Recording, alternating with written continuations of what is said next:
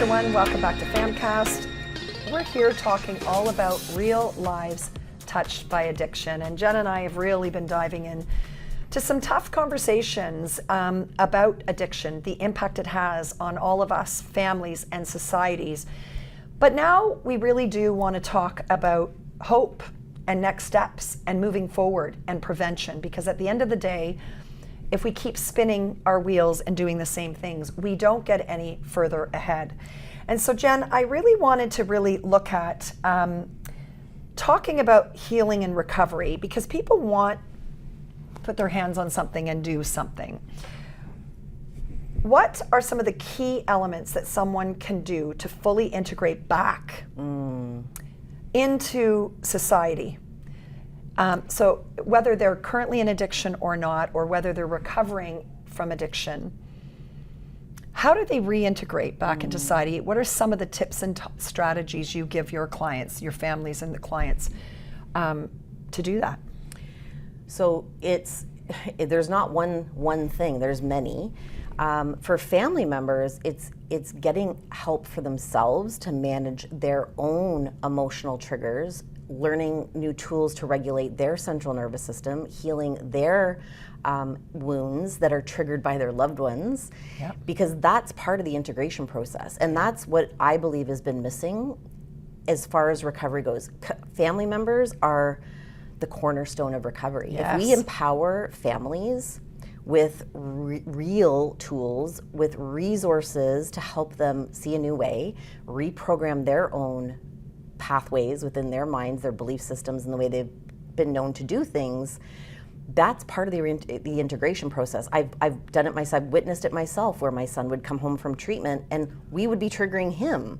Right. And he would be triggering us. This is the cycle of addiction, because we weren't doing the work, because we weren't part of the equation. Right. And that's where I am on a mission to bring that to family members, to communities, because our communities are family. We have to start acting like families and working together to solve this issue. So integration is everybody's responsibility as far as I'm concerned. Yes. And then for our loved ones in addiction, it's about community. And this goes for families and everybody, but we need community structure. We need safe community supportive spaces, whether they're small, whether they're larger, easy accessibility, whether it's online, in person,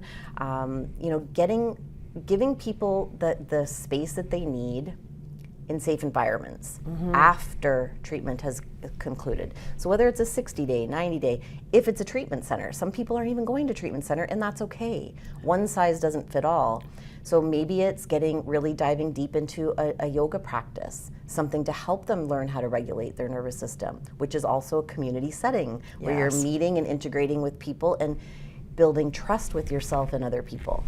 And listening to your body, and hearing and listening and validating and honoring your body in a different and new way through breath work, which I know you're highly trained in, and it's powerful and it's free to all of us. It's available to us everywhere we go. Exactly. And people just take it for granted because we think it's just your breath. It's a our game life changer. Force. It is indeed. Yeah. It is indeed. And yoga, I used to say when I learned so much on the four corners of my mat. Yes. It was my safe space. I cried there, I mourned there, I laughed there, I re-experienced myself there. And I'm not just an advocate for yoga. There's so many tools, but we can take things from all these different places and learn about ourselves, and then be able to share them. So we have the ability through our lived experience to share with others what worked for us. Yes. It's not about telling somebody what to do, it's sharing what worked for me and offering, maybe you want to give it a try. Exactly. And I think that's really important. I mean, there's a role for, of course, addiction specialists and psychologists and all of these people at the table, for sure. You said something really important and powerful to me. The missing piece are the families in addiction, because they can contribute to it, and they can also contribute to healing, but they also deserve to heal too.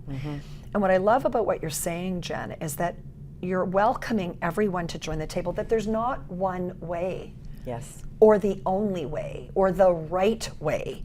Yes. I mean, talk about putting more stress and shame on people because I didn't do it the right way.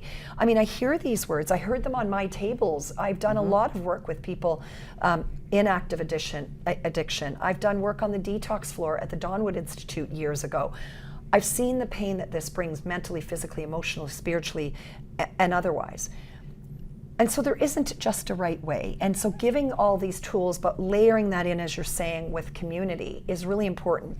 I wanted to bring this stat in, because I think it's relevant and it speaks to what we're talking about. 60 to 70% of people who engaged in structured recovery programs maintain long-term abstinence. That was in 2023. But this one really stood out. Peer mentorship and community involvement, not isolation, can reduce relapse by 50%. Now, this is actually an older stat, so I don't even know if this is actually up to date. Integrative approaches address mental health and social determinants outperform interventions solely focused on abstinence. It is critically important to stock the Real Lives Touched by Addiction toolbox. Yes. With all kinds of tools. You mentioned yoga. You talked about peer support groups. You going for a walk in nature and doing breath work in nature, seeing a massage therapist. Like, there are many, many, many, many ways. But the stats show that in isolation alone and putting people aside and shaming them for it and not allowing them or giving them platform to heal only keeps them stuck, and they relapse or reoffend. Right. And hurt people. Or we could take the lens and put a different pair of glasses on that says, well, hang on, what if someone's turning their mess into a message? What if they're doing the work and now they're giving back? So this is where I wanted to talk about the giving back piece to recovery and prevention. And prevention. Because I know, and I was raised this way, both of my parents taught me, you reap what you sow, and when you give, you get so much back in return. That is a critical piece of recovery, is it not? 100%. And we've witnessed it. Yeah. We have a good friend who is living it and actually giving back through their work so that someone else doesn't have to suffer like he did. You have examples of that, but the person has to be ready, and you've got a powerful story to share, Jen.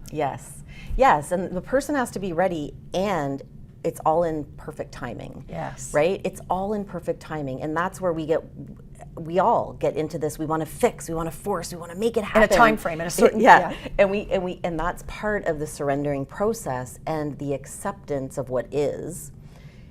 Being able to meet people where they are, and that's part of it. As a community, we have to be able to meet people where they are without trying to make them do anything. Right. But actually just start to have a conversation.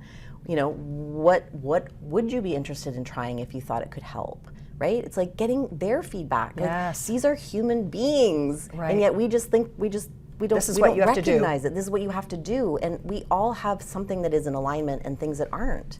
Of course. And the other piece of this is sometimes, you know, your loved one or somebody will say, yes, I want to change. I want to go to detox. I want to go to treatment. And then they back off, they don't go, or they go and then they leave. Like, these are all the moving pieces that are happening in Real Lives Touched by Addiction. And recognizing that ambivalence is normal. Ambivalence is part of change. Change is a process. Yes. It is not a quick fix. So, like, I waffle every day. I want to eat healthy and then I have a cookie. It's right. like, right. Right? So we're all experiencing these things. All of us are experiencing things in different degrees. So a powerful story is a client of mine just told me this week. Her son struggles with concurrent disorders and addiction. He lives on his own, and apparently, like, she's been trying to get through to him. She's like, I've been trying to get through to him. And she said, but guess what happened? And she says, I said, what? And she said, he ordered a pizza, and the pizza delivery guy came, and he stood at the door, and apparently this guy's delivered pizza multiple times, and he said to my son, I used to be in active addiction, and now I'm serving you pizza.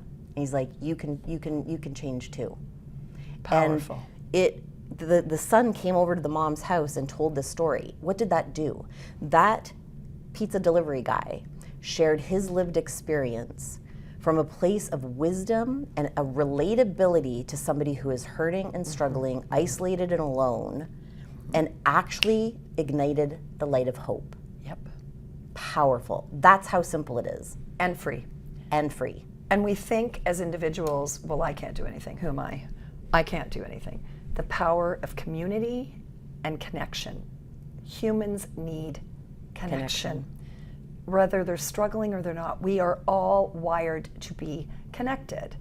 And that, you know, even without words, you know, and clearly that pizza delivery guy was watching and seeing and recognizing similar things in probably what he was going through, and found the way to say it, and what a lifeline or lifeboat he was putting out to that person. What if you could be that change? What if you didn't have to walk by disgusted by what you see? Obviously, always keeping safety in mind. You know, we're realists. Yes. We're not being Pollyanna about any of this. This is nothing to be made fun of or light of. However, in your day-to-day, you don't know when you're going to be that pizza delivery person that could just say that thing, that could turn the light bulb on for someone, or like you said, spark and ignite hope in someone that starts their trajectory to change. It's planting a seed. It's planting a seed, and we all need that. And I think now more than ever, we're living in a world, and I don't want to get too political here, but we're craving this. This divisive, separate, isolated, you, me, like I'm on this side, you're on that side. That sense of collective belonging and the lack thereof is impacting people of all ages, of all status levels. It doesn't discriminate. Exactly. It does not discriminate. You're the people that are wealthy and those that are living on the streets. We have to really, and that's why we're having this conversation today, Jen, and why we're continuing this micro movement with Real Lives Touched by Addiction, because we don't expect just government programs to fix this, or, you know, insurance companies to miraculously do this. And we know that not everybody can afford to go to a treatment center because they're costly and they're overwhelmed. What does that tell us? But if you just look in your streets of where you live, the places where you work, people are hurting. Yeah. But what if the simple things, where a touch of a hand or a lending of an ear or saying when you see something with respect and without expecting anything in return? Because I'm sure that pizza guy just left and didn't think anything of it. I think the interesting thing, and I agree with everything you said, we are mirrors for each other. Yes. So you said, you know, that the pizza guy could see the kid in front of him. What he saw was himself. Yes. A version of himself that he used to be. Yes. But he's not that version. This is the identity shifting that happens when we do healing, when we redeem ourselves, where we reconnect to our truth. And that pizza guy was a reflection of the kid who saw himself in the pizza guy, that it's possible. Yes. And this is the message. Recovery is possible. Yeah. It is 100% possible. It doesn't matter how far you think your loved one is gone or where you think you've gone too far. It is possible. Yep. And when we start reflecting love and light and possibilities and just seeing somebody, just acknowledging them. Yeah. How many times do we walk by people and don't even acknowledge them? And that is, again, fear, acceptance, all those things that are kind of meshed in. But we are all living examples for each other, and it's a call to be a love and light of reflection back to that person. Absolutely. And we can do that in society and in community, and that's what this FAM movement's about, and why I'm really excited. I want to shift gears before we run out of time here, because we want to talk about what's coming up in FAM 2026, year 4. Growing in leaps and bounds. We now have over 77 healthcare professionals contributing, and thanks to your leadership, Jen, you're taking this micro movement into the Belleville area. Tell everybody what you've been doing there, who you've met with, and what we're hoping to do in, not just in February in Preventative Health Month, but moving forward, but certainly as part of the celebration of FAM this year in your community. Yes, so Belleville last year had to State of an emergency. State of emergency. Sorry, my words got jumbled there. State of emergency in Belleville. It's still in a state of emergency. They had 32 overdoses in a 48-hour period, and they're still struggling. So I have gone and spoken to the city councilors and committees, and I'm just put in a proclamation for them to proclaim PHAM, Preventative Health Awareness Month and Movement, as supported by Belleville, as well as the Real Lives Touched by Addiction event, because my call to action to Belleville city councilors and council is, again, we need everybody to be part of the solution. Yes. So my goal and our goal is to bring all the different service providers, police, paramedics, firefighters, everybody that's impacted, doctors. I want everybody under one roof to show that we can change the narrative. We can rewrite this story. Yes. We can become the leaders in this solution to help the individuals that are impacted by addiction and every single person that is impacted. Absolutely. The ripple effect. Because what I've learned is addiction was not just my son's issue. It was my issue. Yeah. It was my family's issue. It was society's issue. It was the systems around us and the conditioning. Yeah. So it's also all of those people's problem, and we have to be part of the solution. Everybody has to come to the table, and we have to do it together, which is PHAM. It is not doing this, living in silos and working in silos. It's about bringing everybody together. Breaking those silos down. Collaboration, Absolutely. Communication, connection. And community. And community. And that leads to change. There's a lot of C's there. And that is what this is about. It's really, because I often get asked in the last 3 years, well, who are you to think you could change the legacy of healthcare? Well, who am I not to?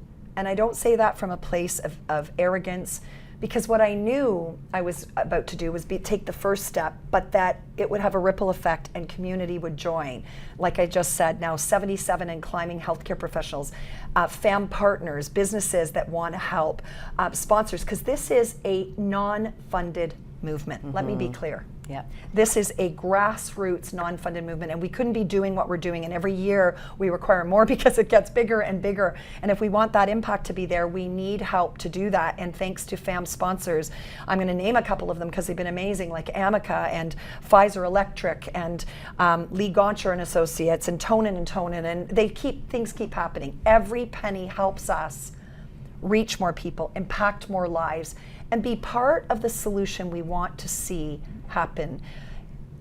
Real Lives Touched by Addiction is one focus day in the entire month of February but FAM all year long, the movement continues to happen. And what I'm so proud to watch and feel so honored and want to thank you, because by you doing what you're doing in your community, Jen, there's now community, for example, in Ottawa. This February, we're launching from our nation's capital. And one of our latest ambassadors, her name is Renee, is going to be hosting a launch event with me there. And Guelph's now involved, and Exeter is involved, and it's starting to spread because I started something, but others saw the mirror and said, I'm in. And then this big umbrella of FAM has created micro movements under it. This happens to be one of the micro movements, Real Lives Touched by Addiction. But we're doing stuff on men's health and seniors' health and healthy mom and baby and cancer prevention. I can go on and on. But you too are part of the family, and you too can be part of the solution. And Jen, that's what's so exciting about what we get to do in this movement. And how excited are you for year 4? Pumped. Right? So pumped. And you know what's interesting? We've had, and I'm going to be totally raw and real here. We've had many conversations offline, like not like this, tears, because you feel like your head's hitting up against the wall and there's resistance. And what is, should we bother doing this? Like, nobody's listening. And that's what community does. When you're low, you help and reach a hand over to lift someone else up. And you've done the same for me. And all these ambassadors, that's what breaking down the silos. And this is what I love about what you said about bringing the paramedics and the police officers and the city council and the local community involved. Because we learn and grow from one another. We learn from each other. And we don't, so I've been boots on the ground, walking to all these different service providers to say, we want you to be part of this day. And what I'm seeing is burnout, powerlessness. It's not going to change, like helplessness. this is because we are in silos and we are feeling the weight of it and Yes. feeling like it's impossible. Yep. Nothing is impossible. If we do it together. Possible. One person, we link arms and we do it together. Yes. We can accomplish, we can make change, and that's what FAM is, and Yes. that's why I'm so honored to be part of this movement of change. Yes. So stay tuned, because we're going to be releasing all the details for the upcoming events for FAM 2026. Certainly there's more to come with Real Lives Touched by Addiction. This is a call to action and a really earnest one. If you are in a community, or you're an organization, or you have a program, and you want to host a Real Lives Touched by Addiction event in your community, if you want to bring your community together like Jen is doing in Belleville, we want you to join our family.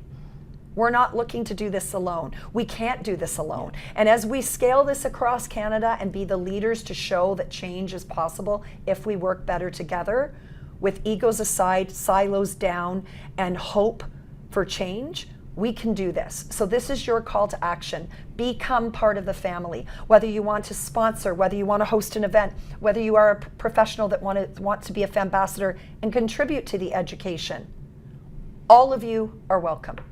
In fact, it's needed.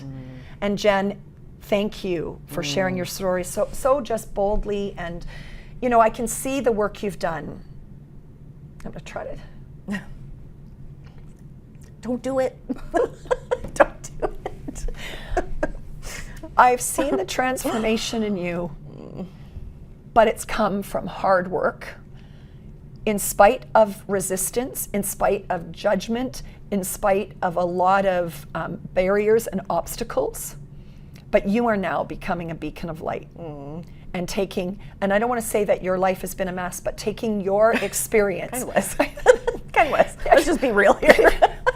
But you're turning that into a message and hope and real things that people can do so that they don't have to go through the same path. And that, my friend, makes me honored to be doing this with you. So on that note, after a few tears, some laughs, some real honest conversation, reach out to us here at FAMCAST. We want to tell real stories of real people. We want to provide real tools and toolboxes for every age and stage of life. And we are boldly looking to change the legacy of healthcare in this country. One person, one physician, one insurance company at a time, one technology at a time. But together, we're better. So on behalf of me, the whole team here at Your TV, and all of the FAMbassadors, until next time, be well.